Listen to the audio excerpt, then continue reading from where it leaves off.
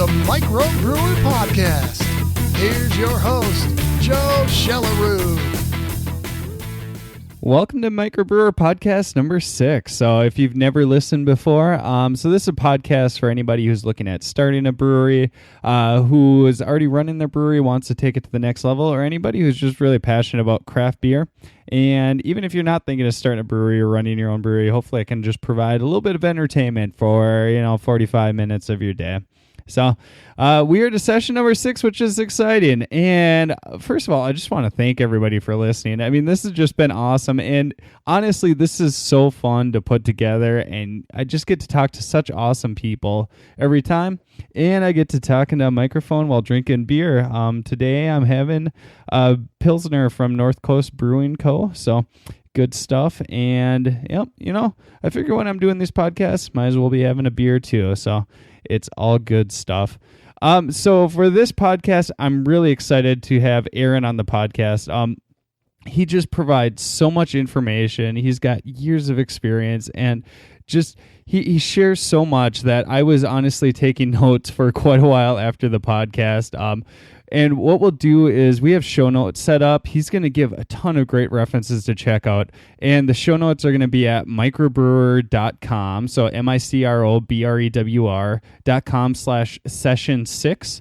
Or else you can just go on the main page and find it under the podcast. So we'll have links to everything that Aaron's talking about because he does give a lot of really great resources if you're looking at starting up a brewery or if you just want to find more information on the market or take your brewery to the next level. So again, really excited to introduce you to Aaron. And again, just want to thank you for listening. So let's just get right into the interview. All right, and on this podcast, I want to welcome Aaron Brodniak. So Aaron just got a ton of great experience. He's been doing brewery consulting for a long time. He's worked with a lot of different breweries, and I'm really excited to have you on, Aaron. So welcome. Thank you so much for having me, Joe. So for anybody who's not familiar with you, I was wondering if you could start out how you got into the brewing industry and just some of your experiences along the way. Sure. I'll try and be brief because it does take a while, and it seems like you get through a whole brewing career, there's a lot of stories to go along with it, but my start was in Seattle, Washington, and I was working in the Coast Guard, and I started to get an interest in home brewing, where a lot of brewers start. And before I knew it, I was helping out at a small brewery called Diamond Knot up in the Mukilteo, Washington area, which is just north of Seattle. After interning there for a short period of time, my time at the Coast Guard ended, and I started working at Pyramid Breweries in downtown Seattle, Washington. And I started right down at the bottom. I was working in the cellar, filtering, cleaning tanks, scrubbing floors, and from there I worked myself up to head brewer. Worked there for about 4 years, and then I moved down to Southern California and wanted to get into the Brew Pub scene. It's a lot different than the commercial brewing side. You get a little more time for creativity, a little more customer interaction, and I had a great time down there.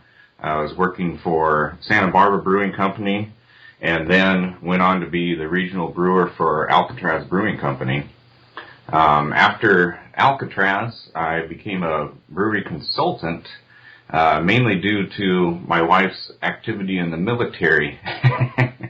And we started moving around quite a bit. We went into some places where there really weren't any breweries at times. We're fortunate to go to Portland, Oregon, and I helped open up Amnesia Brewing up there. Just did a little bit of consulting for them. And after that, we went to Washington, D.C., and in 2006, there wasn't really much out there. Now, today, if you go out to Washington, D.C., you'll see a very vibrant brewing community.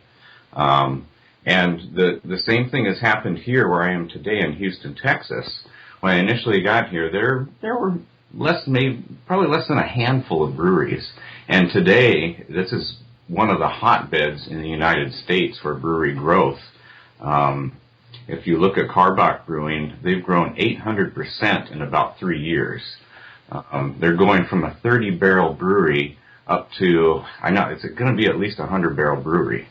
So there's kind of a snapshot of me and where I'm at, and interesting place down here in Houston, seeing all the explosive growth of craft brewing. Yeah. And then I just saw that currently you're working with a company, Sears Brew Pub, to help them get started. Yeah, Sirius is an interesting case because currently in Houston, the fourth largest city in the United States, there are no brew pubs in this city. And I still shake my head. It's kind of unbelievable, but the last one closed just a couple of years ago. Sirius will be located just a few miles from the NASA Johnson Space Center. And they're probably going to be doing about a 10-barrel system. They are going to have guest beers on tap. And they're still right now in lease negotiations. So they're still a little bit out to launching. Because once you do get your lease in place, it takes a while to get your permits. Equipment has been taking 5 to 6 months. But it's definitely a very exciting time to be down here. And there's a couple other breweries I'm starting to help down here as well. Yeah, that's awesome. And I've been down to Houston a couple times recently, and honestly, I've looked around for different brew pubs and had trouble finding them. So I think that there's definitely a good market down there for you guys. Oh, definitely. Yeah, there's beer bars are still opening up down here too, and those have done very well. But no one makes their own beer for their own brew pub right now. So big opportunities down here. Lots of people clamoring for beer, especially just down by the Johnson Space Center. Great area to be in, but there's kind of a void to be filled. And so one of the things I wanted to talk to you with all your different experience, I thought it'd be fun to start with somebody who's really looking at starting up a brewery but doesn't know where to go next. So they're really set. They're decided, yep, I want to get going on a brewery. Where do they start after that? Well, that's an excellent question because it's a very loaded question because there's so much information out there. And you do have to be careful on where you go and pull your information from. But the first thing I always tell people is, start with what type of an entrepreneur do you want to be, and how much control do you want over your business. For example, if you want to remain relatively small and have a good family life and not have that many hours, then you're probably going to want to open something where you're not selling a lot of shares or no shares at all. Because that's one thing that I think a lot of people don't realize is that once you become a business owner, you are in it for the long haul, and there's going to be some very, very long days and weeks and months and years ahead. So that would be my first little bit of advice. And going from there, looking at your business plan is absolutely critical. And, just going to the Small Business Administration online, they actually have a lot of great resources on there. And they will actually direct you to other resources where you can do market research and such. U.S. Census, Department of Labor are two very good resources that are free because market research can get expensive. Some people do their market research as well by going out to the local pubs and seeing, well, how busy are they on a Saturday night? And then hit a whole bunch in that neighborhood. We did that down here, and we found that people are getting turned away in certain areas. So that was another way we could gauge that, hey, there is definitely a need and an opportunity in this area. I've got a whole bunch more here. The Brewers Association is one of my favorites. Becoming a member, they have fantastic resources. I can't talk enough about them. And there's a resource I'll mention called The New Brewer that they put out, which is their journal. And you get the industry experts writing articles for that, so that's fantastic. Online, you have MicroBrewr.com, which is an open forum, and it's free. Unless you want to sell something on there, then you definitely have to pay a little bit. But most people can get a lot of good information there. Education, there's a whole bunch of new schools opening that are offering brewery education. And you can find links to those, of course, on the web, through the Brewers Association, through universities. Of course, you have consultants such as myself. Sometimes it's not really conducive to someone's schedule to leave and go to a brewing school, so that can kind of fill that void. And then, of course, the local Brewers Guild. If your area doesn't have one, it might behoove you to start one. But that's kind of my meat and potatoes list anyway. And that's an awesome list. And what we'll be doing is I'll make sure to put all these links into a show notes page, so you can go on to microbrewer.com and see all these different great links and resources that Aaron's been providing. So, Aaron, specifically, as people are going through their business plan, I've got a lot of questions about the financial section of the business plan. So, people struggling to estimate, how much is the cost of raw materials going to be? How much is my normal operating expenses, or just even overall what the cost of a brewery is? Would some of these resources be able to help you out there, or is there other ways that you'd recommend people try to find this information? Well, you will be able to get some idea of what raw material costs will be, for instance, on MicroBrewr.com. Other brewers are pretty, upfront about their costs. Now, with that being said, there are so many new breweries opening, and since brewers are very busy people, you might not be able to get through to them very easily. So doing things like volunteering, and that could be in the form of a beer festival if possible, or perhaps you have a skill set that the brewery can use and you might be able to do a little bit of horse trading. Because breweries tend to have very expensive startup costs due to the equipment and getting all your first batches in with the raw ingredients. As a ballpark figure, usually, an IPA will probably cost you $60 to $70 per barrel to produce. But that's a very ballpark figure. That's going to depend on, are you getting bulk grain in a silo? Are you importing grain from Germany or England? Or are you using domestic malts?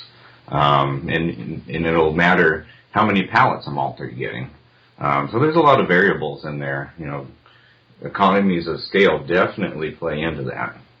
Yeah, and one of the things I love that you talked about was going to volunteer, going to help out the different breweries when you want to get information from them. So that's what I've heard from a number of different people, is they are constantly getting emails, getting questions of different people trying to start up breweries and getting information from those that had already started. So I think if you can go in and volunteer and really show that you're serious about it, you're going to have a much better chance of them wanting to help you out and give back in return. Oh, absolutely. As like I said, there's just so many people asking questions, and the brewers are so busy during the day. If you're making a batch of beer and you've got 2 or 3 people trying to get in contact with you, you're gonna get in contact with your supplier and yeah, maybe a sales opportunity. So buying their beer is also a great way to get in there, perhaps buying a keg and having a party and introducing people to the new local brewery. Those are great ways to go about it. Yeah, any way you can give back to that brewery, you're going to have a much better shot of them helping you out too. Hey, so Aaron, when people are trying to figure out what type of a brewery to start, are there certain considerations, like there are different lifestyle that they want to have around the brewery, the type of person they are, the different market? How do you decide between like distribution versus a brew pub? Well, for me personally, I always kind of approach it as, what would I do if I wanted to open a brewery, tomorrow? The first thing I would do is take a look at the market and look at my competition, just like any other business would, which is extremely important. You're getting a lot of battles for shelf space right now. Even though you're seeing craft beginning to take more and more shelf space, there's other markets that are opening as well, right along with craft, which is craft cider. Not that I won't touch on that too much, but that's growing phenomenally as well. Thankfully, it's right there alongside craft beer. But that gets back to what type of brewery you're going to start. How are you going to get that shelf space? Let's say you go to the on-premise into the restaurant or the pub. How are you going to get that tap handle? Tap handles rotate very frequently, as most of us know. So you're not going to keep that tap handle, but you're probably going to be invited to come back. So when I look at those conditions, I'm thinking, well, if I am going to open a packaging brewery, I would definitely need to have a tasting room, and hopefully I would have the opportunity to sell my own beer through there, besides by the pint, but by the 6-pack or the growler, or even kegs. Yeah. And when you're consulting with different breweries, what's some strategies on how to get your beer, get that tap handle in that craft beer or that bar down the street? How do you approach that situation? Well, I think we touched on that when you're trying to get information from other brewers. The same strategy can work with restaurants and retail spaces as well, as getting to know people. You're going to have to be able to give them some samples, and you're going to have to know how to handle your samples so they are well received. For example, a lot of people will have their beer bouncing around in their car with them, and it may or may not be refrigerated. I go to great lengths. Even when I go to the grocery store, I've usually got some type of a cooler with me. And I'll put my beer in there. But another reason for that is it's Texas, and it's so darn hot down here. Your beer can be hot by the time you get home. And beer is a perishable product. But back to, getting into those retail establishments, it's about creating those relationships, and that's starting to go to beer tastings and beer dinners, going to festivals, and you're going to start to meet those people, and they're going to be interested in what you're doing, especially if they like your beer. Yeah, and I think that's a great point, too, is that a lot of people that I've talked to who want to start a brewery, they start with homebrewing, they love to homebrew, and think that starting a brewery is just about brewing the beer and nothing else. And what you're describing is really getting out there, developing those relationships, really helping to sell your beer too. And I think that's a major component of what makes a successful brewery versus not. Oh, absolutely. And, other breweries will be your advocate as well. When I was down in California and I was relatively new to the area, I would get invited to other breweries, and they would have tastings of many breweries that night, and it would be, I believe that was at BJ's down in Southern California, and it was a great night.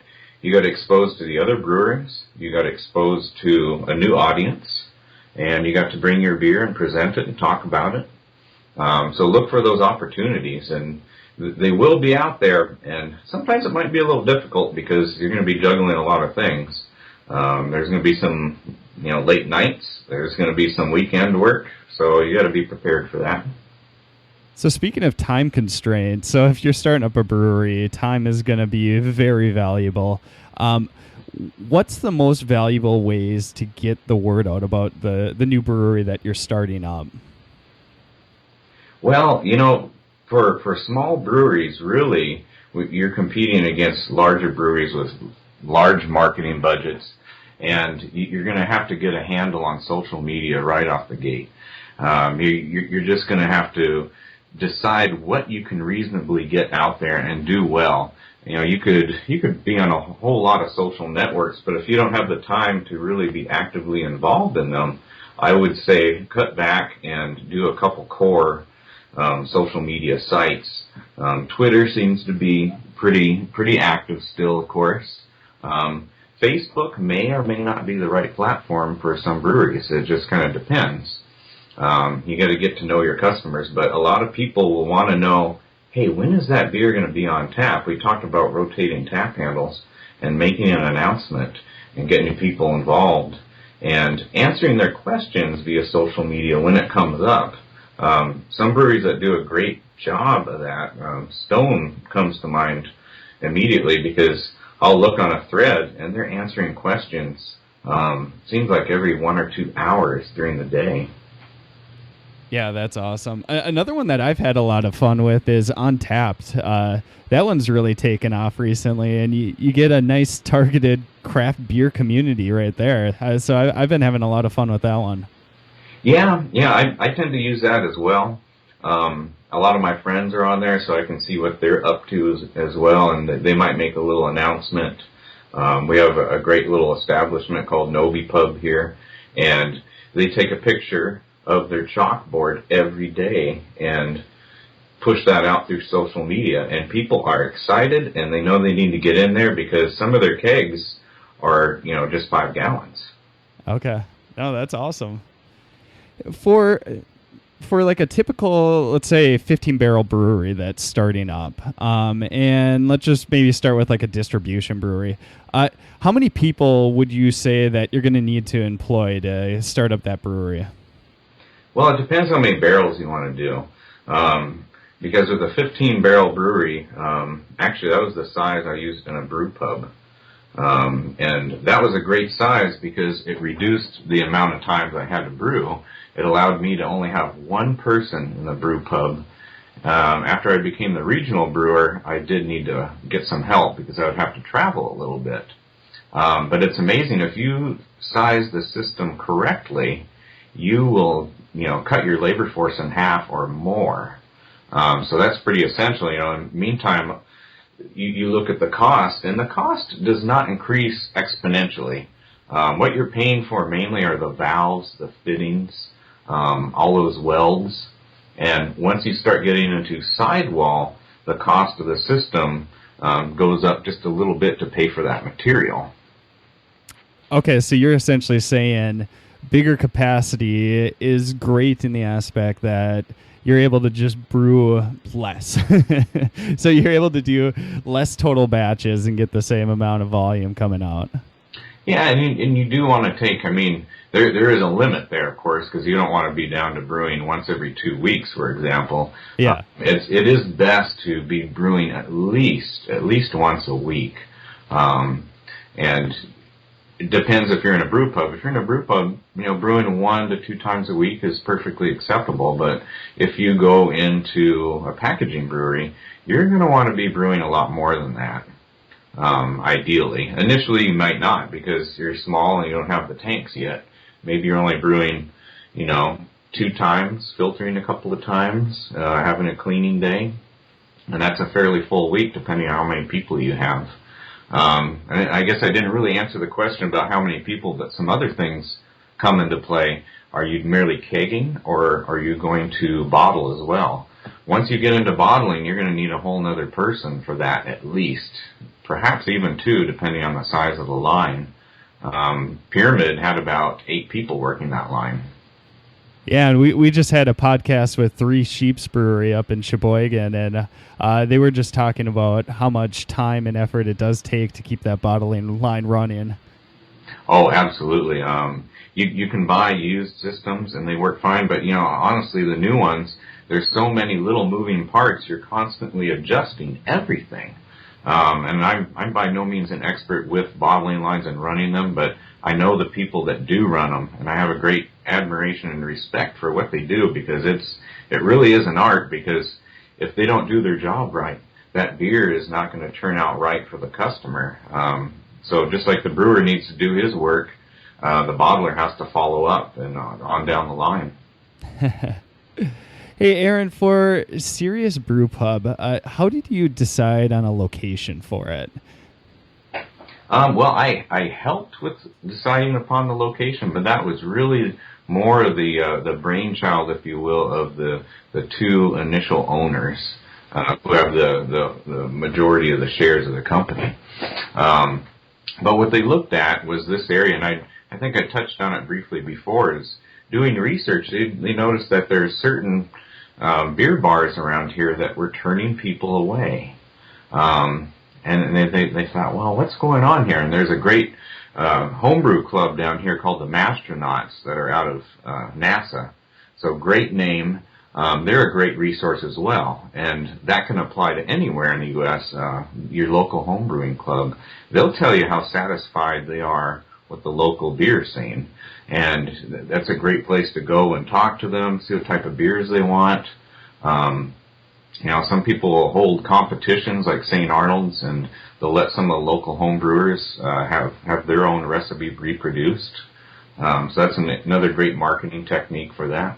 Yeah. Bull City, they're located in North Carolina. I was talking to the owner there, and he also had a homebrew competition, and he said just how great it was because he felt like he was able to give back to the homebrewers, and at the same time they were coming in, and I think what he did was the winner of the competition, they actually got to take their batch and then brew it large scale and have a tap handle.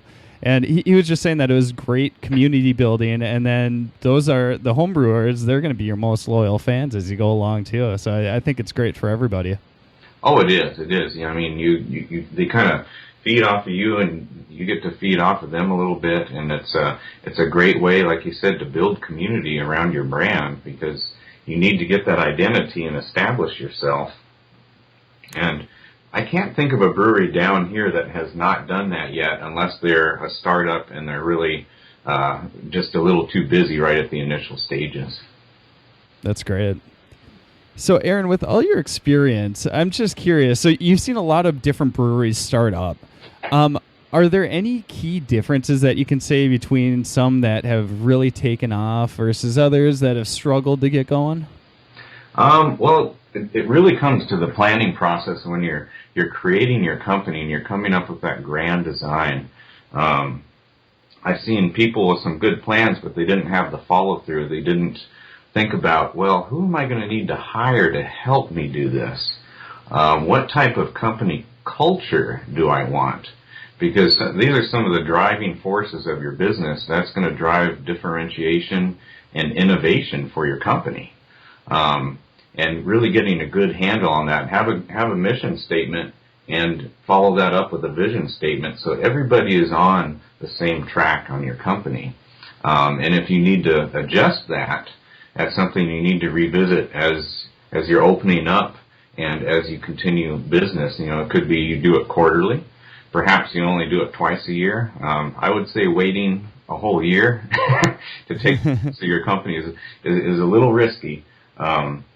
But it's something that I was reading a story about New Belgium, and right from the beginning they were taking hikes, going out in the country, and just writing ideas about how they wanted their business to look. And they've taken a lot of thought and care into developing their workforce and developing their compensation systems. It sounds like these ideas that are perhaps out of reach for some people, but they're ideas that people can definitely embrace, and they will keep, the innovation and motivation going for your company. Yeah, and that's one thing I was just talking with Colin McDonnell, who's currently in the startup process while he's getting the Henhouse Brewing going, and he was talking about how key the vision was too, because it really crafted all the decisions that they were making in the brewery tied back to, that key phrase of what they really wanted to do. And so I'm really glad you touched on that. I think it is key in the planning process. Oh, absolutely. I mean, and, especially if you've got a lot of competition out there, you want to create something that is not easily replicated. And, if you look at best practices throughout the business world, innovation is really tied to your talent in your company. Yeah, so talking about innovation, I mean, what's ways to make yourself really stand out? Well, besides the planning and having the talent there, I mean, those are really, really, really key. It's also knowing the business landscape, and I'll touch briefly on something that's really changing in the industry due to the huge influx of breweries. When you start looking at your raw materials, it doesn't sound all that attractive. Oh, it's raw materials, we can get that. It's going down to the store or picking up the phone. It's becoming much more difficult to get that. Some malts are not available. Hops are very, very hard to come by. And so making plans for, well, how am I going to plan and have those raw materials to make the beers that I want to make? And coming up with those ideas, because your idea could easily be squashed if all of a sudden you couldn't get those raw ingredients. So looking for other ways to do that, you might have to partner up with somebody, another brewery. You might have to get a contract brewery to do some of your beers for you. And those are ways to help you differentiate and and perhaps take some of the publicity for yourself by doing a collaboration brew. You both tend to benefit from that type of situation. Yeah, that's great. So, Aaron, after the planning process, after you get the business plan together, so you feel like you've got a solid plan, now you've got all the financials, you've made all those connections, where do you go to raise the money? Because like you talked about, starting up a brewery, it's a very money-intensive process. Well, that'll tie back into what type of entrepreneur you want to be. So, for example, if you want to maintain the control, you're probably going to want to get private investors, friends and family. That may or may not work. You may have to do a mix. If you're a veteran, for example, through the SBA, there's certain loans that you can qualify for. And if you're not a veteran, of course, there's small business loans to help you out as well. A lot of people have been looking at crowdsourcing. That can be a great vehicle, but you better have that mission and vision plan in place and be able to structure your crowdsourcing plan. Some people tend to ask for too little, and some people ask for way too much. And there's different sorts of scenarios where if you reach your goal, you get to have the funds. If you're $1 short, you don't get any. It depends which platform you use. Normally what I recommend is having an initial goal and then a stretch goal. It's kind of like something you do at work anyway. That way you've got your minimum target funds, and if you exceed that, great. I think Wakefield Brewing over in Florida, they exceeded their goal tremendously. I think they're the highest netting on a crowdsourcing platform so far. I think they got about over $100,000. Wow, that's awesome. Oh yeah, it's incredible. I think that was on CrowdBrewed. There's so many different platforms. You have to see what their fee structure is. You're going to have to pay some fees. You're going to have to give some people some incentive to invest in your company through that type of funding. You can definitely probably find some bigger guns out there, some venture capitalists that may want to invest. But you're going to have to be careful with the terms because it may end up costing you a little bit too much money. So what I recommend is having several different scenarios and running them out and seeing which one's going to suit you the best. Just from your experience, I know this is going to vary wildly, but what are you seeing for typical startup costs? If you could just reference maybe a distribution brewery and a brew pub. Well, let's say for a distribution brewery that's and they're going to want to produce at least 3,000 barrels a year. That's just a minimum starting point. You're looking at least $1 million to get that up and running. Okay. And that depends also, like I said, if you're going to keg or if you're going to bottle. Kegging is a lot less expensive than bottling, but with a packaging brewery, you're going to want to have both of those types of packages out there in the market for yourself. Mm-hmm. Oh, that's great. Brew pubs will be slightly less, but they could be just as much, depending, because now you've got all that kitchen equipment. So it depends what type of kitchen you're going to have. You're going to have something a little smaller, or you're going to have something more diverse. You can do what's called, Tom Hennessy calls it Frankenbrew, and that's buying used equipment and putting it together and just making it work. And you can certainly do that. However, there can be problems because if you buy something, just like a used car, there may be some issues that you're not aware of when you initially purchase it. So that comes with having a good community of other brewers out there to help you troubleshoot and having some good tradespeople there for you as well. Man, this has all been great advice. Hey, Aaron, I wanted to talk to you about the craft brewery workshop that you're involved in. Could you go into some details on that? Oh, sure. Thanks. It's through Oregon State University and their professional and continuing education. And there's 2 courses being offered. Of course, we're talking more about beer, so I'll focus on that one. It's a craft brewery startup workshop 2, and that's being offered in May. I'm going to be one of the instructors focusing on business plans, along with Dick Cantwell from Elysium Brewing. Dick Cantwell is also the one that put out Starting Your Own Brewery, and that's a guide from the Brewers Association. That's a great book. Yeah, that's a great book. So, the opportunity to pick his brain in class, it would be worth it just itself. There's going to be other days as well with other industry experts. Terry Farndorf is going to be there. It's going to just be packed. There's going to be a beer dinner as well, so we're not going to neglect the thirst that people have at the end of the day. And there's just going to be a lot of good resources, and the cost is just a little over $1,000 for that. And while some people might balk at that, I would say think about the value that you're going to get. A good consultant just for a day will be about $1,000, but through this program, you're getting a whole half dozen professional people that have been in the industry, some of them over 20 years. So I think that's a great opportunity for people to learn, get all those valuable resources, and really get pointed in the right direction.